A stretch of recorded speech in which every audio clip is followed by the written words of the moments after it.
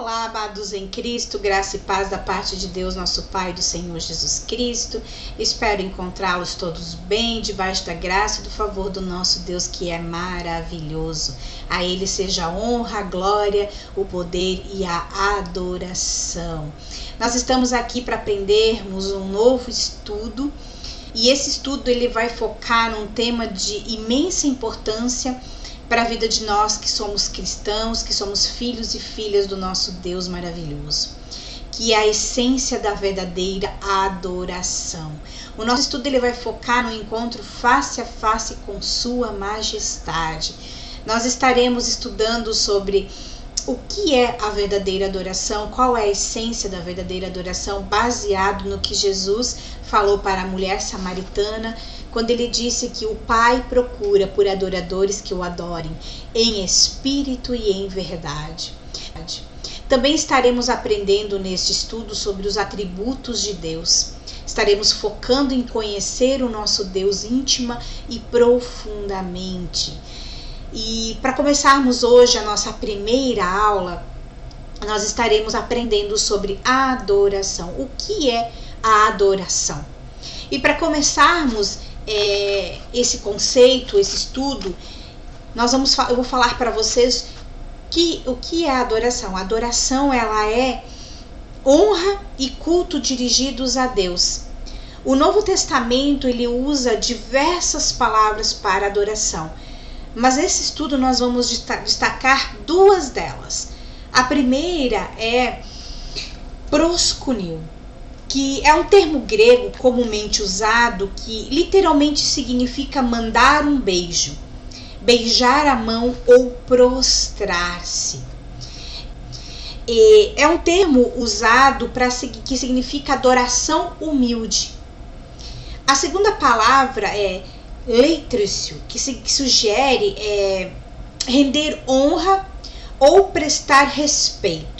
Ambas as palavras elas transmitem a ideia de dar, porque a adoração ela se resume, a adoração, o foco dela é dar algo a Deus. O cristianismo moderno ele parece estar comprometido com a ideia de que Deus deveria dar algo a nós, quando de fato o que acontece, o que deveria acontecer é que nós que temos que dar a Deus.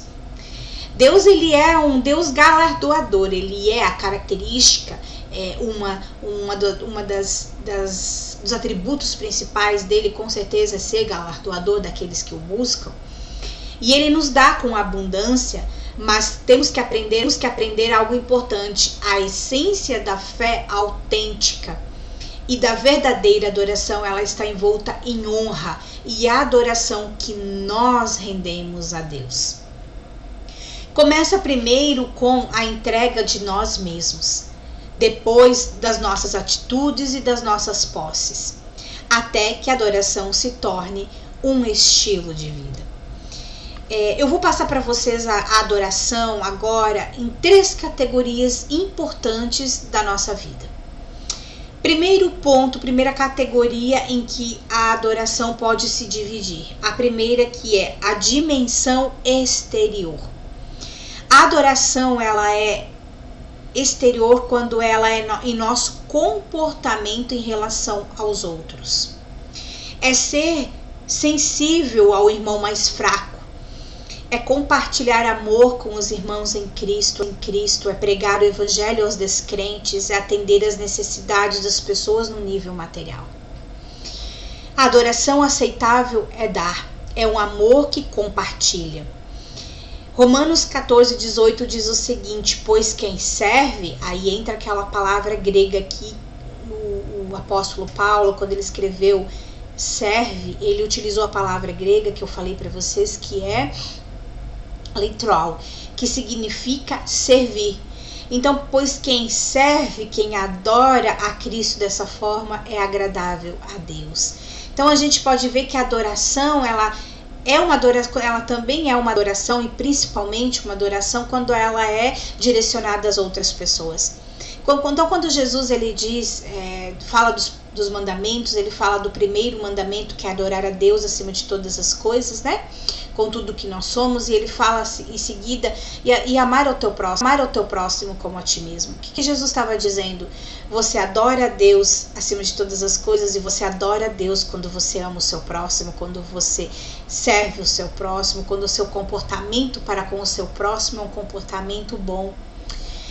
A segunda dimensão, ela seria a dimensão interior, e aí envolve o nosso comportamento pessoal.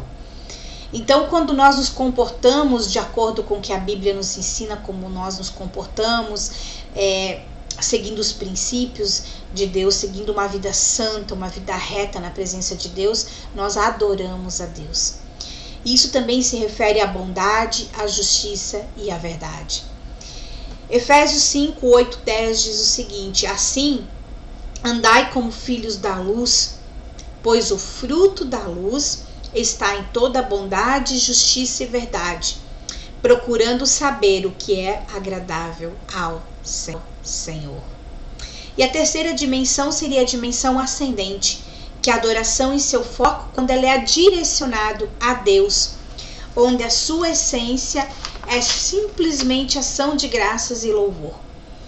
Hebreus 13, 15 e 16 diz o seguinte: assim, por intermédio dele, ofereçamos sempre a Deus um sacrifício de louvor, que é fruto de lábios que declaram publicamente o seu nome.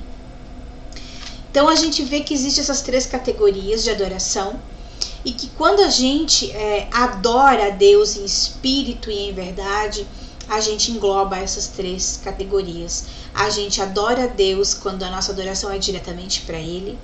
A gente adora a Deus com o nosso comportamento pessoal. E a gente adora a Deus quando a gente tem um comportamento adequado, um comportamento amoroso para com o nosso próximo. E a gente pode ver que existe uma ordem de prioridades que a palavra de Deus coloca com respeito à nossa vida cristã. Se nós formos ler o livro de Hebreus, no capítulo 11, a gente vai ver uma lista de heróis da fé do Antigo Testamento. E a palavra de Deus, ela confirma repetidas vezes que a prioridade suprema é a adoração, né? Então, nós vemos ali a história de alguns homens, e que foram heróis da fé, que foram considerados heróis da fé. Mas eu vou falar dos três primeiros que são citados ali nessa passagem. Essa passagem ela começa falando primeiramente de Abel. E se a gente for ver o que diz sobre Abel, a gente vai ver que a sua vida ela reflete somente uma palavra: adoração. O único assunto dominante na história de Abel é que ele foi um verdadeiro adorador, obediente. A sua adoração estava de acordo com a vontade e o plano de Deus, e a sua oferta foi aceita por Deus. O segundo herói da fé citado nessa passagem é Enoque. E a gente pode ver que Enoque ele foi identificado com uma única palavra: andar. E aqui a gente fala de comportamento pessoal, mas também de comportamento para com os outros. Porque Enoque ele andou com Deus. Enoque ele viveu uma vida piedosa, uma vida fiel, uma vida dedicada num tempo em que o pecado era muito grande. Num tempo onde existia muita maldade na terra, mas ele conseguiu ser aquele homem fiel, obediente a Deus, vivendo e andando com Deus. E um dia ele andou da terra para o céu. Hoje nós estamos num tempo em que a gente vive também num mundo cheio de maldade, um mundo cheio de pecado, num mundo onde as pessoas só se preocupam com o que elas podem ter, com o que elas são, voltadas para o seu eu, para o seu ego. E a gente, como cristão, tem que ser como Enoque, no meio de uma geração maldosa, no meio de uma geração que não ama a Deus. Nós temos que ser como Enoque, um povo que vive com Deus e que mostra, através de quem nós somos, quem o nosso Deus é em nós. E o terceiro herói da fé, ele é Noé. E a palavra para Noé é trabalho. Ele passou 120 anos da vida dele construindo a arca. Isso é um trabalho de fé. Porque se você conhece a história de Noé, você sabe que Noé ele construiu a arca no meio do deserto. Então, com certeza, ele foi alvo alvo de ataques, alvo de brincadeiras, né? As pessoas rindo dele, porque ele estava construindo uma arca no meio do deserto. Mas ele recebeu uma palavra de Deus e ele trabalhou com base na palavra de Deus, na sua fé, né? E ele passou esse tempo andando com Deus, trabalhando com Deus, naquilo que Deus tinha chamado ele. Então a gente vê que existe uma ordem em Hebreus que vai além da cronologia. E ela é uma ordem de prioridades. Primeiro nós adoramos, depois nós andamos e então nós trabalhamos. No acampamento de Israel, em torno do tabernáculo, havia a mesma ordem. Os sacerdotes, cuja função era conduzir o povo na adoração, ficavam acampados em torno do tabernáculo. Depois dele estavam os levitas, cuja função era o serviço. E isso ilustrava que a adoração ela deveria ser a atividade central e o serviço era secundário. O ministério ele deve ser mantido em perspectiva. O ministério é aquele que desce do Pai pelo Filho no poder do Espírito Santo por intermédio do instrumento humano. A adoração ela começa no instrumento humano e sobe pelo poder do Espírito Santo por intermédio do Filho até o Pai. Então a adoração é fundamental e o serviço é maravilhoso e necessário o resultado da adoração. Então a adoração começa conosco no instrumento humano e ela sobe pelo Espírito Santo até o Filho, até o Pai. E da nossa adoração que chega ao Pai é que desce o ministério, é que desce o serviço, é que desce o seu propósito para com Deus. E se você conhece, sabe, estuda a Bíblia, você sabe que o tema da adoração ele domina toda a palavra de Deus. Em Gênesis nós descobrimos que a queda ocorreu quando Adão falhou em adorar pela obediência à única ordem dada por Deus. Em Apocalipse nós aprendemos que toda a história culmina numa comunidade eterna adorando a presença de um Deus amoroso. Então nós vemos que desde o início em Gênesis até a consumação em Apocalipse, a doutrina da adoração está entrelaçada na urditura e na trama do texto bíblico. Marcos, no capítulo 12, nos versos 29 e 30, diz o seguinte: E Jesus respondeu-lhe: O primeiro de todos os mandamentos é: Ouve, Israel, o Senhor nosso Deus é o único Senhor. Amarás, pois, ao Senhor, teu Deus, de todo o teu coração e de toda a tua alma e de todo o teu entendimento e de todas as tuas forças. Este é o primeiro mandamento.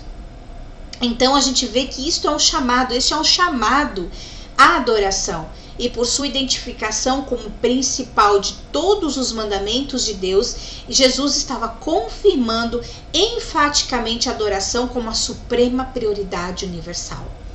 E a Bíblia ela ensina claramente que os que oferecem adoração a seu modo são inaceitáveis para Deus.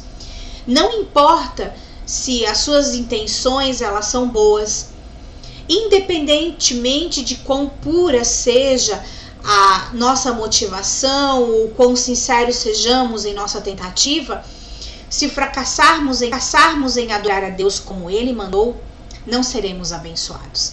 E a gente pode ler diversos exemplos na Bíblia que nos mostram quantas pessoas tentaram fazer as coisas para Deus ao seu modo e não foram aceitas por Deus. E isso continua sendo tão real hoje como foi no Antigo Testamento. Porque se você for ler a história do começo da igreja primitiva, você vê quantas pessoas falharam em adorar a Deus de forma aceitável e não foram aceitas pelo Senhor, foram rejeitadas. E você pode me perguntar, mas como eu sei quando a adoração que eu estou fazendo para com Deus ela é inaceitável? E aí nós entramos aqui em 4 exemplos, 4 tipos de adoração que são inaceitáveis para Deus. As escrituras elas sugerem pelo menos 4. categorias de adoração errada, que é o que a gente vai expor aqui neste momento.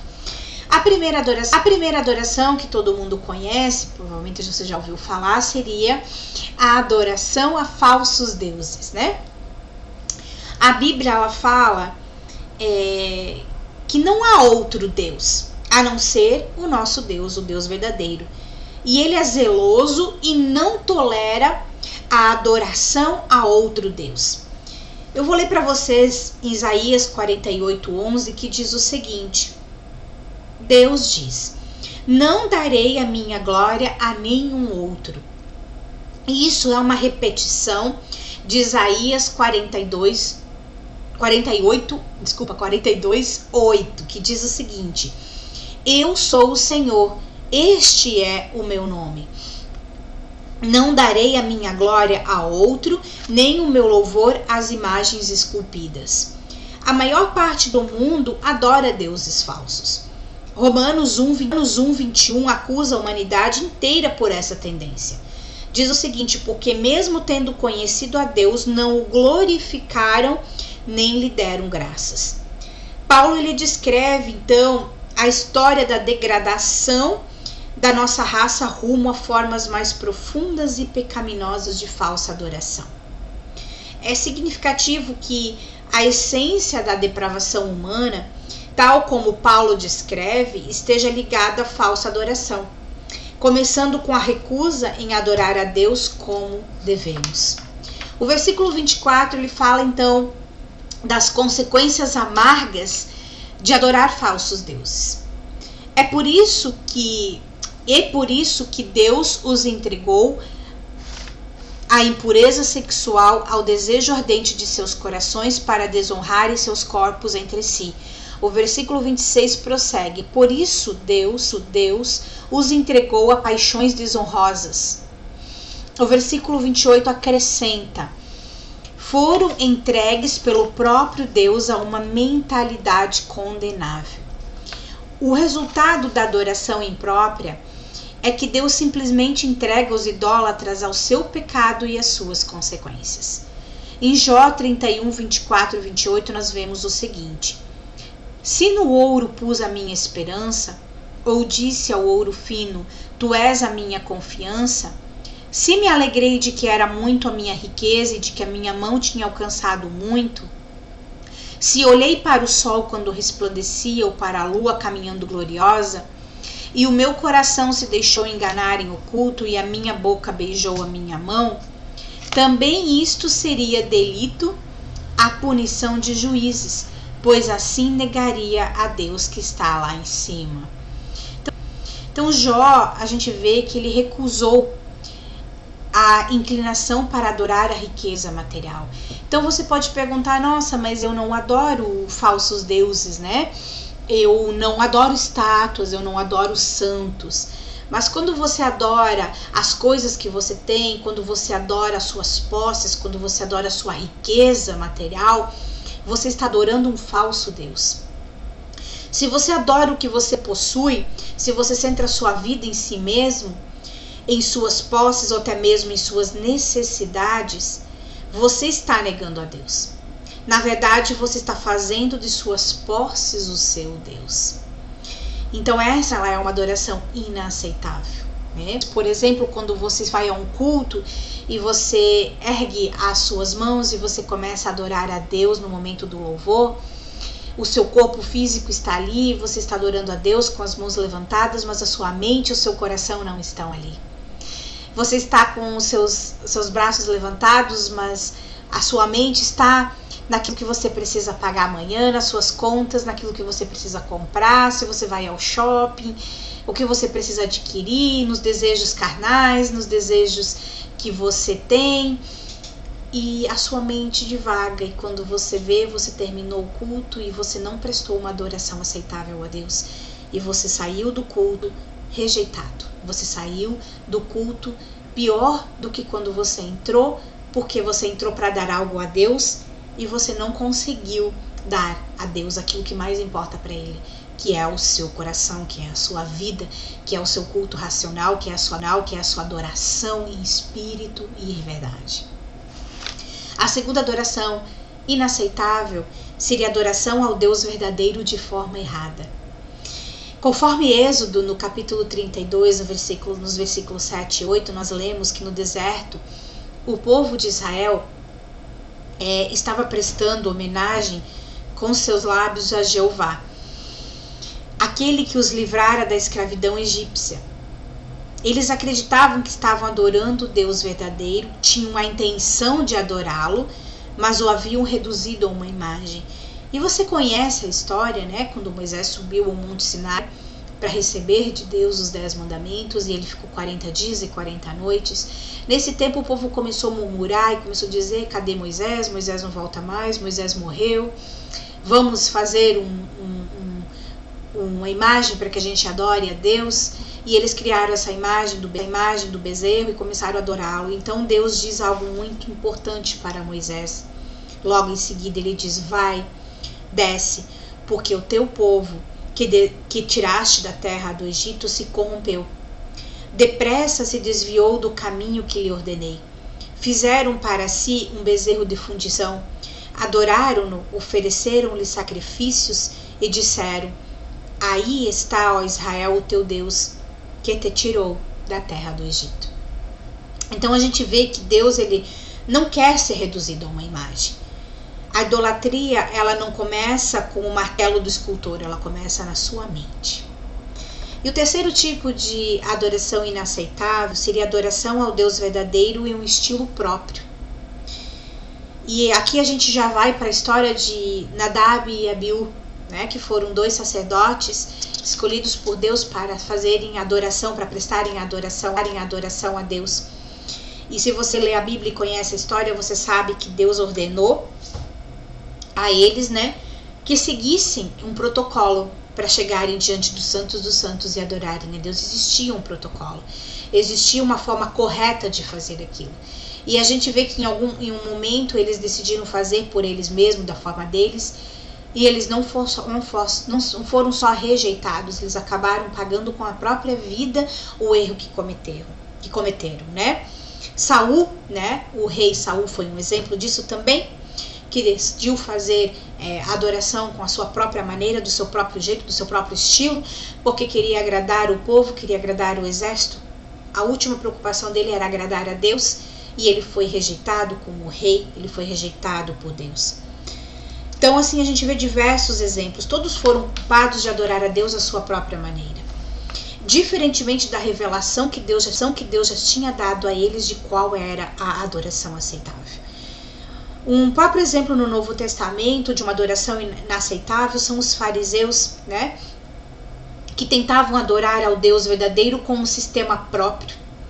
Ou seja, eles pegaram a lei e eles acrescentaram, eles aumentaram, eles colocaram ideias próprias, sistema próprio. Então tudo que as pessoas faziam tinha que se voltar para aquilo que eles determinaram, eles estavam longe do que a palavra de Deus havia determinado. E Jesus disse para eles: e vós, por que transgredis o mandamento de Deus por causa da vossa tradição? Mateus 15:3. A adoração deles era uma abominação. Então, quando você adora a Deus da sua forma, é uma adoração abominável. E o quarto tipo de adoração inaceitável é a adoração ao Deus verdadeiro, da forma correta, mas com uma atitude errada. Então, ao eliminarmos todos os falsos deuses, ao eliminarmos todas as imagens do Deus verdadeiro e todos os modelos com um estilo próprio de adoração, a nossa adoração ainda será inaceitável se a atitude do nosso coração não for correta. O seu coração inteiro está na adoração que você presta a Deus? Quando chega a hora de entregar, você entrega o melhor que você tem? Seu ser interior, ele está cheio de temor e reverência a Deus? Eu vou ler para vocês Amós, no capítulo 5, os versículos 21 a 24, que diz o seguinte: Deus diz: eu detesto e desprezo as vossas festas. Não me agrado das vossas assembleias solenes. Ainda que me ofereçais sacrifícios com as vossas ofertas de cereais, não me agradarei deles. nem olharei para as ofertas pacíficas de vossos animais de engorda. Afastai de mim o som dos vossos cânticos, porque não ouvirei as melodias das vossas liras.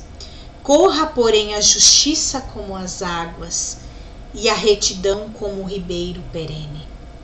Aquilo tudo para Deus era hipocrisia. E se você for ler o que Deus está falando aqui, ele está seguindo um protocolo, ele está falando de tudo que ele determinou que o povo tinha que fazer para adorá-lo. Ou seja, as pessoas estavam adorando da forma correta, a forma como Deus disse que tinha que adorar. Só que a atitude do coração delas era uma atitude errada. Existia hipocrisia naquilo que eles faziam e não adoração. As ofertas que eles davam eram ofertas vazias. Assim como nos dias atuais, eles eram culpados de dar a Deus o símbolo, mas não a realidade, não a essência. E aqui eu entro numa questão que é muito importante que vocês aprendam e que vocês guardem no coração de vocês, não só para adoração, mas para tudo que envolve a vida de vocês. Eu quero ler para vocês o versículo que está em Salmos, no capítulo 17, dos versos 7 a 10. Diz o seguinte: a lei do Senhor é perfeita e refrigera a alma. O testemunho do Senhor é fiel e dá sabedoria aos simples. Os preceitos do Senhor são retos e alegram o coração. O mandamento do Senhor é puro e ilumina os olhos. O temor do Senhor é limpo e permanece eternamente. Os juízos do Senhor são verdadeiros e justos juntamente. Mais desejáveis são do que o ouro, sim, do que muito ouro fino. E mais doces do que o mel e o licor dos favos. E aqui eu entro na questão da sola escritura. O ponto principal desta passagem, muito simples, é que as escrituras são plenamente suficientes para atender a todas as necessidades da alma humana. Sola escritura significa somente as escrituras, somente a palavra de Deus. Então, tudo que você faz na sua vida tem que ser voltado para a palavra de Deus, o que diz a palavra de Deus. Inúmeras tendências danosas na igreja nestes dias revelam uma diminuição da confiança evangélica na suficiência das escrituras. Por outro lado, existe quase uma atmosfera circense em algumas igrejas, nas quais se empregam métodos pragmáticos que rivalizam com o que é santo. Tudo com a justificativa de aumentar a frequência. Então a gente vai aprender mais para frente nas aulas seguintes sobre os atributos de Deus, e quando a gente aprender sobre quem Deus é e o que Ele espera de nós, nós vamos ver e nós vamos mudar as nossas atitudes para com Deus. E eu espero de coração que todos vocês que estão assistindo isso, que vocês prossigam com esse estudo, porque eu acredito firmemente que a vida de vocês vai ser antes desse estudo e depois desse estudo. A vida cristã de vocês será diferente se você aprender o que Deus está falando aqui, você trazer para a sua vida e você praticar a palavra de Deus, praticar o que Deus está te ensinando, a sua vida nunca mais vai ser a mesma. Nós temos 4 orientações para a adoração. A primeira delas é pregar a palavra. Na adoração coletiva, a pregação da palavra, ela deveria assumir o primeiro lugar. 2 Timóteo 4,2 diz o seguinte: prega a palavra, insiste a tempo e fora de tempo, aconselha, repreende, exorta com toda paciência e ensino. Então a pregação e a adoração não são aspectos distintos do culto. O ministério da palavra é a plataforma sobre a qual toda adoração genuína é construída. A adoração aceitável é impossível sem a pregação. Isso porque a pregação é tornar conhecido o nome do Senhor, e a adoração é louvar o nome do Senhor tornado conhecido. O segundo, edificar o rebanho. As Escrituras nos dizem claramente que o propósito dos dons espirituais que recebemos é a edificação de toda a igreja. Todo o ministério da igreja ele deve edificar o rebanho e não apenas mexer com as suas emoções. A verdadeira adoração, ela mistura coração e mente, em resposta de pura adoração baseada na verdade revelada da palavra. A terceira orientação para que você adore a Deus é honrar o Senhor. A adoração deve ser feita com reverência de forma que honre a Deus. Hebreus 12:28 diz o seguinte: por isso, recebendo nós um reino inabalável, retenhamos a graça pela qual servamos a Deus de modo agradável, com reverência e santo temor. Reverência e temor referem-se ao senso solene de honra, quando nos inteiramos da majestade de Deus. Ela exige o reconhecimento tanto da santidade de Deus, quanto da nossa pecaminosidade. Certamente não há lugar na adoração coletiva para o tipo de atmosfera frívola, superficial e irrefletida que quase sempre prevalece no tipo de igreja que procura desesperadamente ser relevante para uma cultura pós-moderna do tipo clube de comediantes. Quarta orientação para que você tenha uma adoração correta: não confiar na carne. O legalismo farisaico pré-cristão, ele era inútil, obcecado por questões externas e carnais como a circuncisão, a linhagem e obediência legal, em vez da questão mais importante, que era o estado do seu coração. E Jesus ele frisava muito isso com relação às pessoas. Ele cobrava muito das pessoas essa questão do coração. Onde está o seu coração? Filipenses 3,3 diz o seguinte: porque nós é que somos a circuncisão, nós os que servimos a Deus em espírito e nos orgulhamos em Cristo Jesus, e não confiamos na carne. Hoje, quando o cidadão comum ele fala sobre a adoração, normalmente se refere a enfeites externos, música, liturgia, cerimônia, ajoelhar e outras questões formais citadas, Seria uma religião pública. E tais coisas não têm nada que ver com a verdadeira adoração que Jesus falou, que é em espírito e em verdade. Então nós temos que atentar para esses detalhes, para essas questões muito importantes, Muitas pessoas entram no culto, elas acham que a adoração é só aquele momento de louvor. A adoração é toda uma vida. A adoração é um estilo de vida. E mais para frente eu vou estar colocando mais alguns tópicos nesse estudo para que vocês aprendam mais profundamente sobre isso. Hoje nós estaremos concluindo a nossa primeira aula e eu gostaria de concluir com uma mensagem que eu gostaria que vocês pensassem muito, que vocês refletissem sobre essa mensagem que eu vou deixar para vocês aqui. Como o Senhor Jesus Cristo ele é tratado na própria igreja dele? Ele é quase descuidadamente negligenciado por aqueles que supostamente o celebram. E o resultado é a catástrofe espiritual. Muito do que é feito em nome da adoração hoje, na realidade, desonra ao nosso Senhor Jesus Cristo. Temos muitas atividades e pouca adoração. Somos grandes no ministério e pequenos na adoração.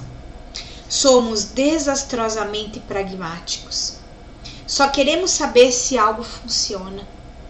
Queremos fórmulas e efeitos e no processo, de certo modo, deixamos de lado aquilo para o qual Deus nos chamou. Somos Martas demais e Marias de menos.